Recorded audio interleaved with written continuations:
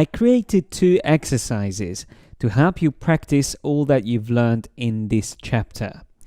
So out of working with objects, the most crucial techniques I would say is learning how to combine shapes and also how to group and organize them in layers. In this first one, you have 5 artboards, and each artboard shows you what you need to do. I prepared the shapes for you, and that's what you need to work on here on the left side. But then you also have the references here in the middle and on the right. So you can see how the final shape is formed out of the original circles. And then on the right, you see the actual final design. Don't forget, you need to select these shapes and then use the shape builder tool. Now, if you prefer to use the Pathfinder, you can as well, but you will have to probably use it in combination with the shape builder. In this case, for example, what you can do is to hold down the Alt or Option key, paint over the areas you don't need, and then you can either hold down Shift key and draw along all the remaining elements, or you can then go to Pathfinder and choose Unite. And don't forget, you can also click in the middle and then it should automatically apply the color that you currently have selected.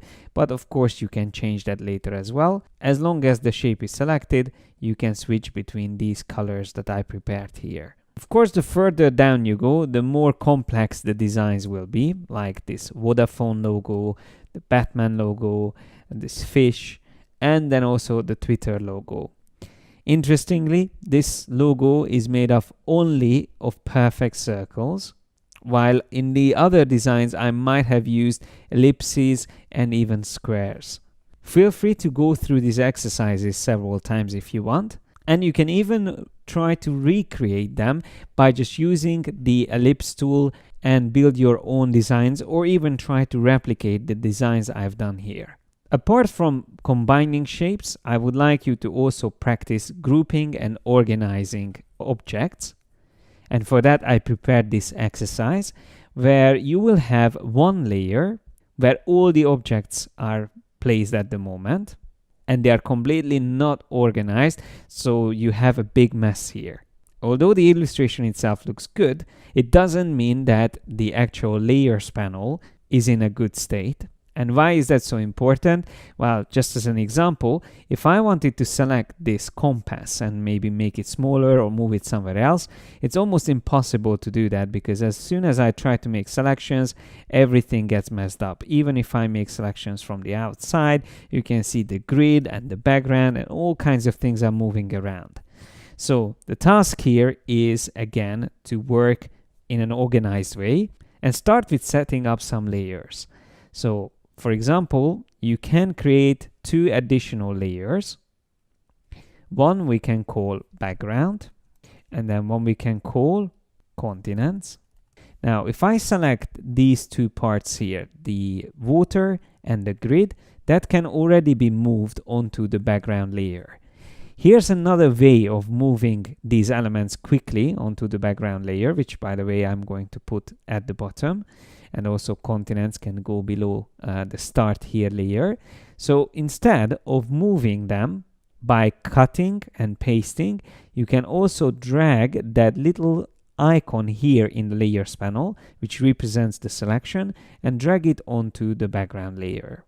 Now just to see what we moved, I can deselect everything else, and we can easily see that whatever I wanted to place there is now on a separate layer, and we can even lock it now.